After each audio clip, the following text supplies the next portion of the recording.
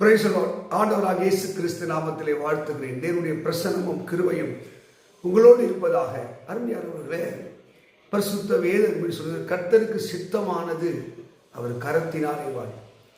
ஏசாயா தீர்க்க புத்தகத்திலே 53ஆம் அதிகாரம் 10ஆம் வசனம், கர்த்தருக்கு சித்தமானது அவர் கரத்தினாலே வாய்க்கும்.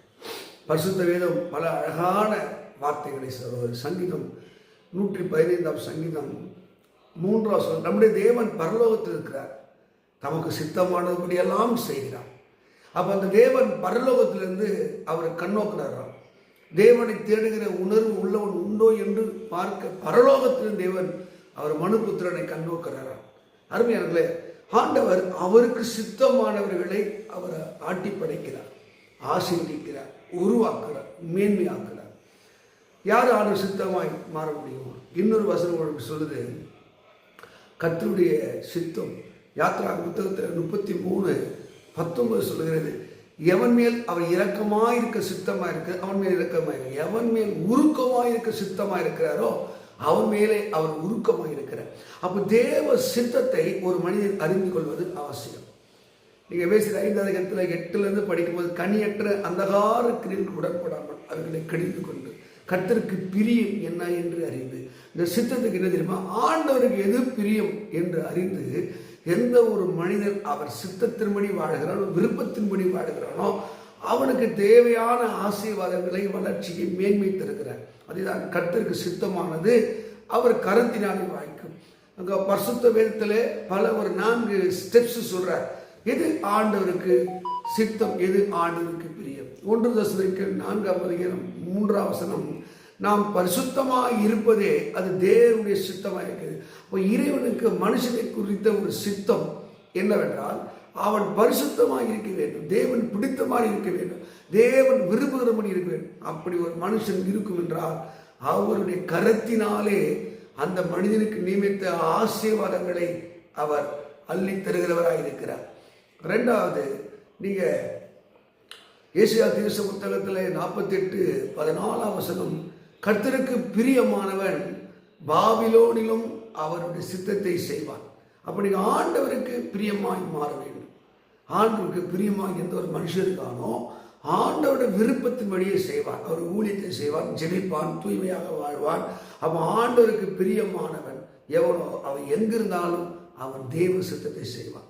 நீங்கள் யாத்திராக புத்தகம் 4ஆம் அதிகாரம் 6ஆம் வசனத்தில் ஆண்டவரை பார்த்து மோசே சொல்கிறார், மோசே நீ யாரையாகிலும் அனுப்ப சித்தமாக இருந்தால் அவர்களை அனுப்பும். ஆண்டவர் மோசையை தான் அழைக்கிறார், மோசையை தான் சித்த வைத்தார், மோசை தான் அந்த ஊழியத்துக்கு அழைக்கிறார். ஆனால் அவன் ஆண்டவர் பார்த்து யாரையாகிலும் அனுப்ப சித்தமாக இருந்தால் அவனை அனுப்பும். ஆனால் அவனை கொல்ல பார்த்தாருன்னு எழுதியிருக்கிறது. அவருடைய மனைவி சிப்போரால் அவனுடைய கோபத்தை தணித்தாள். அதுக்கப்புறம் மோசை கர்த்தர் சித்தத்தின்படியே ஊழியம் செய்தார். சில இந்த ஸ்டார்டிங் ட்ரபிள் இருக்கும். 3வது, நீங்கள் 1 தீமோத்தேயு 2ஆம் அதிகாரத்தில் அங்கே 4-5 வசனம் படிக்கும்போது, எல்லா மனுஷரும் ரட்சிக்கப்படும் சத்தியத்தை அறிகிற அறிவும் அது தேவனுடைய சித்தமாக இருக்குது. அப்போ ஆண்டுடைய சித்தம் என்ன? இந்த பூமி எல்லாம் மீட்கப்பட வேண்டும், ரட்சிக்கப்பட வேண்டும், பாவத்தில் இருந்து மனம் திரும்ப வேண்டும். அப்போ எல்லாரும் எப்படி ரட்சிக்கப்படுவார்கள்? அப்போது சத்தியத்தை போய் சொல்ல வேண்டும், வசனத்தை சொல்ல வேண்டும், வார்த்தைகளை சொல்ல வேண்டும். நீங்கள் 2 நாளாகும் 17 நீங்கள் 9ஆம் வசனம் படிக்கும் போது, அவர்கள் பட்டணங்கள் தோறும் திரிந்து பரிசுத்த வேதத்தை கையில் பிடித்து கொண்டு அவர்களை உபதேசித்தார் என்று சொல்லப்பட்டிருக்கிறது. சங்கீதம் 12:1 சொல்லுகிறார், ரட்சிகத்தாவே பக்தி உள்ளவர் அற்று போகிறார், உண்மை உள்ளவன் மனுபுத்திரர்களே குறைந்து கொண்டே இருக்கிறான். அப்போ ரட்சிக்கப்பட ஆண்டவர் நோக்கி நாம் ஜெபிக்கிறது மாத்திரமில்லை, சத்தியத்தை சொல்ல வேண்டும்.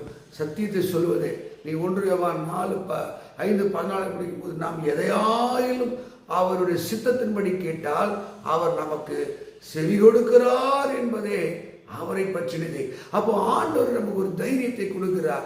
நாம் எதை கேட்டாலும் என் நாமத்தில் யோவான் 14:14 எதை கேட்ட நான் பிதா மகிழும்படி நீ கேளுங்கள் அப்போது கொடுக்கப்பட சொல்ல, எதை கேட்டாலும் அவர் சித்தத்தின்படி கேட்டால் அவர் நமக்கு செவி கொடுக்கிறார் என்பதே நமக்கு பற்றினதே. அப்போ தேவ சித்தத்தை இந்த பூமியிலே ஒருவேளை திருமண காரியமாக, ஒரு தொழில் செய்கிற காரியமாக இருந்தாலும், இங்கே நிறைய பேர் எல்லாம் பக்தியாக திருமண காரியத்தில் கோட்டை விட்டுவார்கள். இது தேவ சித்தமா என்பதை கேட்பதில்லை. ஒரு தொழில் தேவ சித்தமா, யாரோ எதனா சொல்லிட்டு அதை கேட்டுட்டு ஓடி அது நஷ்டப்படுறது. பைபிளில் பல இடத்துல தாவீது தேவசத்துக்காக காத்திருந்தான். 1 சாமுவேல் 30ஆம் அதிகாரத்தில் 6ஆம் வசனத்திலே இதை நான் தொடர்வேனா, பிடிப்பேனா, திருப்பிக் கொள்வேன் தேவனை கேட்டான். 9ஆம் வசனத்தில் படிக்கும்போது அவன் சகலத்தையும் திருப்பி கொண்டான். நீங்கள் தேவ சித்தத்துக்கு ஒப்பு கொடுத்து பாருங்க, கர்த்தருக்கு சித்தமானதான் அவர் கரத்திலே வாய்க்கும். எந்தபடியுமே அவர் பிரியம் கொள்கிறாரோ, சித்தம் கொள்கிறாரோ, அவர் வாழ்க்கையில் அவர் அக்கறை உள்ளவராக இருப்பார். சத்துருவோ, உலகமோ, பாவமோ உங்களை தொடாமடி காப்பார். ஒருவேளை நமக்கு அது வருத்தமா இருக்கலாம், கஷ்டமா இருக்கலாம். மற்றவங்களை போல இல்லையே, இல்லை, ஆண்டவருடைய சித்தம் உங்க மேல் இருக்கிறது, தேவனுடைய இரக்கம் மேல் இருக்கிறது.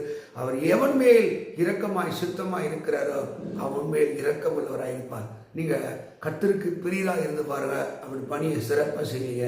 நீ கர்த்தருக்கு பிரியராய் அவர் சித்தத்தை செய்வதற்கு நீங்களுடைய வாழ்க்கையை ஒப்பு கொடுத்து பாருங்க. எதை செஞ்சாலும் சித்தத்தைப்படி செய்து பாருங்க, கர்த்தர் மேல் பிரியமா இருப்பார். அதே தான் கர்த்தருக்கு சித்தமானது அவர் கரத்தினாலே வாய்க்கும். சுத்த வேதத்தில் பல இடத்துல பல விஷயம் இருக்கிறது. ஆண்டவர் 1 சாமுவேல் 2:25 வசனத்திலே ஏலி குடும்பத்துக்கு சொல்லுகிறார், நீங்கள் அந்த ஊழியத்துக்கு லாக்கியம் கிடையாது, கர்த்தருடைய வேலை நீங்கள் சரியாக செய்யலை, இனிமேல் உங்கள் வாழ்க்கையில் ஒரு அற்புதம் நடக்காது என்று சொல்லி அவங்க கடும் கோபத்தை செய்வதை பார்க்கிறோம். உங்களுக்கு கொடுத்த வேலை எதுவோ ஆண்டவருக்கு சுத்தத்தின்படி நான் செய்கிறேன், என்னை பரிசுத்தப்படுத்த, என்னை ஆசீர்வதி, நீ பரலோகத்தில் இருக்கிறீர், ஒரு சுத்தமானதை செய்கிறீர், நான் அற்பமான மனிதன், என்னை குணமாக்கும், என்னை ஆசீர்வதி ஒப்பு கொடுத்து பாருங்களேன்.